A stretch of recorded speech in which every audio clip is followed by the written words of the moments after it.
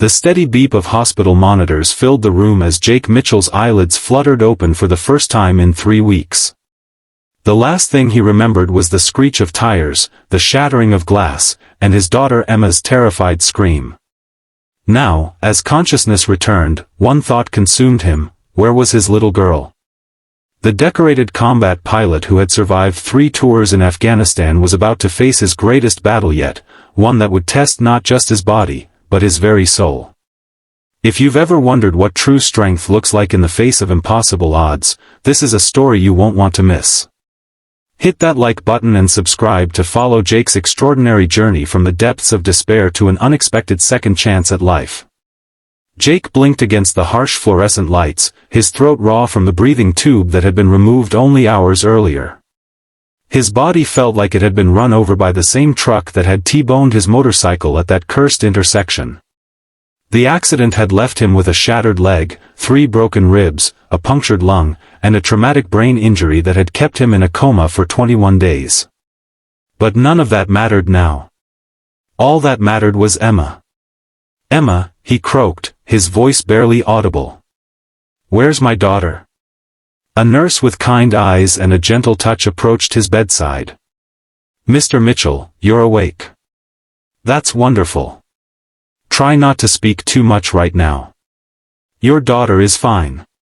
She's with your sister." Relief washed over Jake like a tidal wave, bringing with it tears that streamed down his weathered face. Emma was safe. His 7-year-old daughter, the light of his life since her mother had walked out on them 3 years ago, was okay. He closed his eyes and silently thanked whatever higher power might be listening. The next few days passed in a blur of doctors, tests, and painful physical therapy sessions. Jake learned the full extent of his injuries and the long road to recovery that lay ahead. The doctors were cautiously optimistic about his prognosis, but they made no promises about his ability to walk normally again, let alone ride his beloved Harley-Davidson. 5 days after waking up, Jake finally got to see Emma. His sister Diane brought her to the hospital, and the moment his daughter's small frame appeared in the doorway, Jake felt his heart might burst. "Daddy!" Emma cried, rushing toward the bed before stopping short, suddenly afraid of hurting him. "It's okay, princess," Jake said, opening his arms. "Come here." Emma carefully climbed onto the edge of the bed and nestled against his less injured side. Her small body trembled as she cried. "I thought you were going to die like Mommy's parents did in their accident." Jake stroked her hair, ignoring the pain that shot through his ribs with each movement. "I'm too stubborn to die, kiddo. You know that." Diane stood in the corner, wiping away tears. "She's been so brave, Jake. But she needs her dad." Jake nodded, the weight of responsibility pressing down on him harder than ever. He was all Emma had. And now, broken and battered, he wondered how he would take care of her. His job as a commercial airline pilot was out of the question for the foreseeable future. The motorcycle repair shop he ran on the side wouldn't sustain them without his ability to work on the bikes himself. For the first time since leaving the military, Jake Mitchell felt utterly lost. 2 weeks later, Jake was discharged from the hospital with a wheelchair, a complicated leg brace, and enough prescription pain medication to stock a small pharmacy. Diane had converted her home office into a bedroom for him since his own apartment was a third-floor walk-up with no elevator. Emma was ecstatic to have her father under the same roof, even if he wasn't the same strong, invincible dad she remembered. The first month at Diane's house was the hardest. Jake struggled with the most basic tasks, from showering to dressing himself. The pain was constant, a gnawing presence that made sleep elusive and patience scarce. He snapped at Diane more than once and then hated himself for it. She had put her life on hold to help him and Emma, and all he could do was growl like a wounded animal when she tried to help him to the bathroom. Emma, for her part, adapted with the resilience only children seem to possess. She appointed herself his official nurse, bringing him water, reminding him to take his medication, and reading to him from her favorite books when the pain kept him awake at night. She never complained about the changes in their lives, not even when she had to start at a new school because they couldn't go back to their apartment. One evening, as Emma sat cross-legged on the floor beside his wheelchair, coloring a picture of what appeared to be a family of three, her, Jake, and inexplicably, a dog they didn't own, Jake felt a surge of determination. He couldn't continue like this.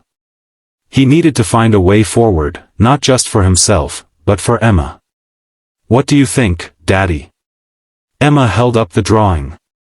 "This is us, and this is Rocket, the dog we're going to get when you're better." Jake smiled, taking the picture. "It's beautiful, Em." "And Rocket, huh? When did we decide on a dog?" Emma shrugged, her expression serious. "When you were sleeping in the hospital. I told you we should get a dog, and you didn't say no, so I took that as a yes." Jake laughed, then winced as pain shot through his ribs. "Smart thinking, kiddo. Are you going to get better soon, Daddy?" Emma asked, her voice small. "Ms. Diane says you need to try harder with your exercises." The innocent observation stung, but Jake knew his sister was right. He had been half-hearted in his physical therapy, partly due to the pain and partly due to a creeping depression he didn't want to acknowledge. "Your aunt is a wise woman," he said finally. "And yes, I'm going to try harder. Starting tomorrow."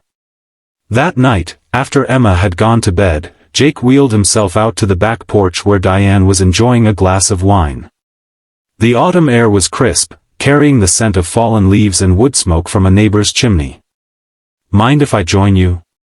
Jake asked, maneuvering his wheelchair through the doorway. Diane looked up, surprised. Jake had been avoiding these quiet moments, preferring to retreat into himself rather than face the difficult conversations. "Please do," she said, pouring a second glass of wine and handing it to him. They sat in companionable silence for a while, listening to the distant sound of traffic and the occasional hoot of an owl in the woods behind the house. "I need to find a job," Jake said finally. "Something I can do from a wheelchair, at least until I'm back on my feet." Diane nodded. "I've been thinking about that. My company is looking for someone to manage their logistics database. It's all computer work, and they're open to remote positions. I could put in a word." Jake grimaced. "I appreciate that, but I don't know the first thing about database management.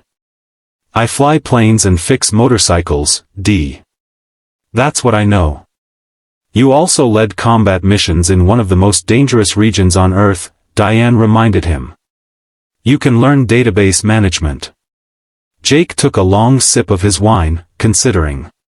"Maybe. But it feels like giving up on getting back in the cockpit." Diane reached over and placed her hand on his arm. "It's not giving up, Jake. It's adapting. There's a difference." The next morning, Jake woke before dawn, his mind clearer than it had been in weeks. He carefully transferred himself from the bed to his wheelchair and made his way to the kitchen. By the time Diane and Emma came downstairs, he had coffee brewing and was attempting to make pancakes, a process made considerably more challenging by his limited mobility. "Daddy's cooking!" Emma exclaimed, rushing to hug him. "Trying to, anyway," Jake said, flipping a misshapen pancake with more enthusiasm than skill. "Thought it was time I started pulling my weight around here." Diane raised an eyebrow but said nothing, simply pouring herself a cup of coffee and sitting at the kitchen table to watch the proceedings. After breakfast, Jake asked Diane to drive him to his physical therapy appointment rather than rescheduling as he had twice before. The session was grueling, leaving him drenched in sweat and trembling with exhaustion, but for the first time since the accident, he pushed himself to his limits and beyond. "That's what I like to see," his therapist, a no-nonsense woman named Marjorie, said as she helped him back into his wheelchair. "You're stronger than you think, Captain Mitchell." The use of his military rank caught Jake off guard. "How did you know I was a captain?" Marjorie smiled. "Your sister mentioned it. Said you were some hotshot combat pilot before you started flying the friendly skies." Jake shrugged, uncomfortable with the reminder of his former life. That was a long time ago. Maybe, Marjorie said, handing him a towel to wipe his face. But that kind of training doesn't just disappear. The discipline, the mental toughness, it's still in there. You just need to access it again. Jake thought about Marjorie's words on the drive home. She was right, of course. He had faced worse odds in Afghanistan than a broken body and uncertain future. He had made split-second decisions with lives hanging in the balance. He had led men and women into combat and brought them home again. Surely he could find the strength to rebuild his life for Emma's sake. That evening, after Emma was in bed, Jake called his former commanding officer, Colonel Robert "Hawk" Thompson. They hadn't spoken in years, but Hawk answered on the second ring as if they'd talked just yesterday. "Mitchell," Hawk's gruff voice came through the speaker. "About damn time you called. Your sister told me about the accident weeks ago." Jake wasn't surprised that Diane had contacted Hawk. She had always believed in the brotherhood of the military and knew that Jake's former squadron was the closest thing to family he had besides her and Emma. "Been a bit preoccupied with learning how to wipe my own ass again, sir," Jake said, falling easily into the dark humor that had sustained them through the worst days of combat. Hawk's laugh was like gravel in a blender. "Fair enough. How bad is it?" Jake gave him the unvarnished truth, the broken bones, the brain injury, the prognosis that was hopeful but uncertain. Hawk listened without interruption, a skill he had honed through decades of military service. "So what's the plan, Captain?" Hawk asked when Jake had finished. "That's just it, sir. I don't have one. Commercial flying is out, at least for now. The bike shop can't run itself. And I've got a 7-year-old daughter who needs stability and a father who can take care of her." "You need a job," Hawk said simply. "I need a purpose," Jake corrected. "A job would be nice, but what I really need is to feel useful again." There was a pause on the other end of the line, and Jake could almost see Hawk nodding thoughtfully, the way he used to before laying out a mission plan. "I might have something for you," Hawk said finally. "The Air Force Academy is looking for instructors for their combat flight simulation program. It's mostly classroom and simulator work, teaching the next generation of pilots the skills that kept us alive over there. The pay is decent, and they're specifically looking for combat veterans with commercial experience." Jake's heart rate quickened. "But I can't even walk right now, let alone demonstrate flight maneuvers." "The simulators are adaptive for disabilities," Hawk said. "And your brain works fine, last I checked. They need someone who can teach decision-making under pressure, not just how to execute a perfect barrel roll." For the first time since the accident, Jake felt a flicker of hope. "You really think they'd consider me? In this condition?" "Only one way to find out," Hawk said. "I'll make a call in the morning. In the meantime, keep working on getting stronger. The academy isn't going anywhere, but they won't wait forever." After hanging up, Jake sat in the darkness of Diane's guest room, his mind racing with possibilities. Teaching at the academy would mean moving to Colorado Springs, uprooting Emma again. But it would also mean a steady income, a purpose aligned with his skills, and a community that understood what he had been through. For the first time, he allowed himself to imagine a future beyond pain and rehabilitation.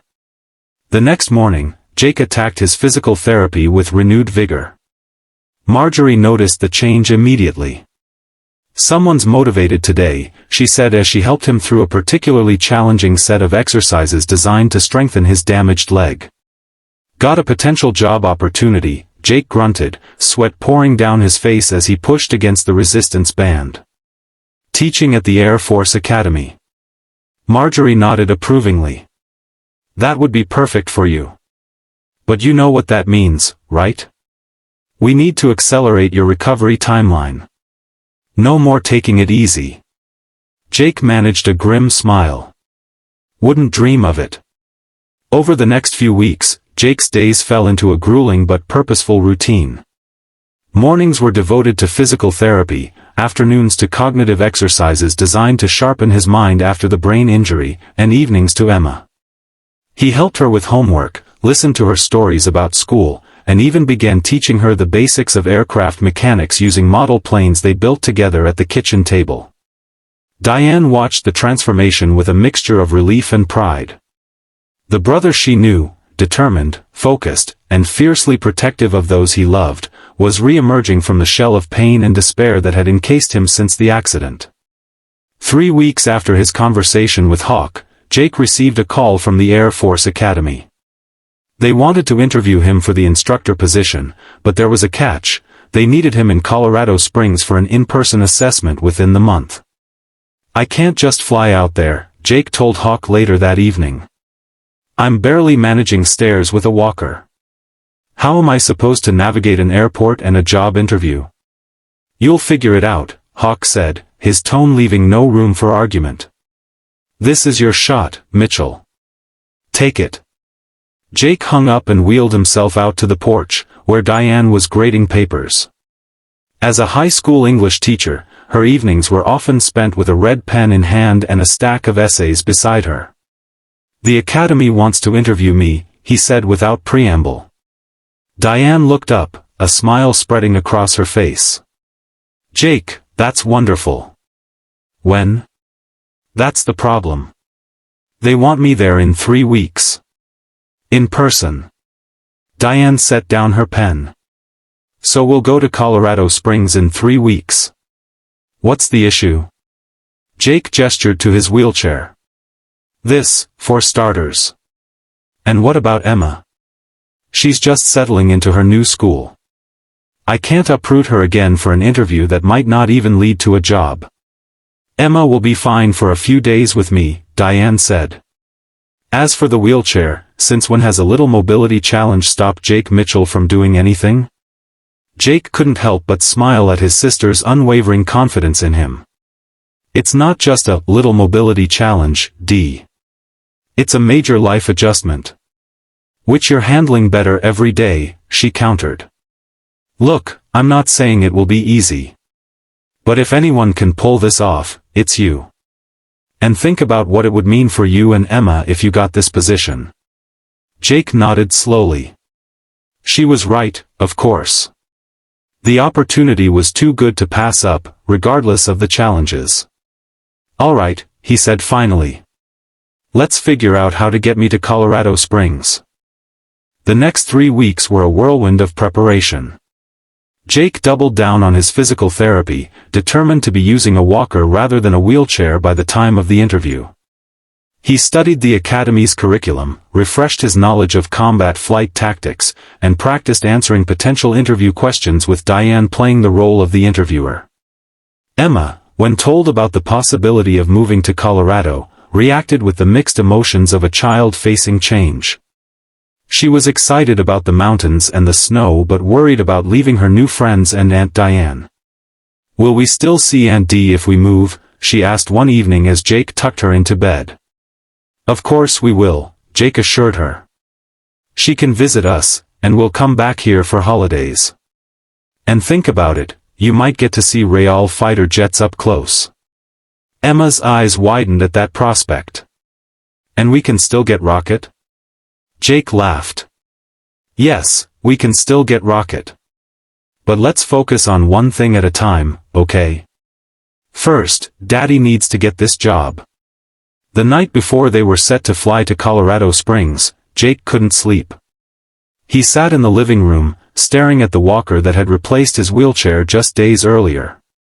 His progress had been remarkable, according to Marjorie, but he still felt painfully slow and awkward. How would he appear to the Academy officials? Would they see a capable instructor or a broken pilot clinging to the past? "Can't sleep?" Diane's voice came from the hallway. Jake shook his head. "Just thinking.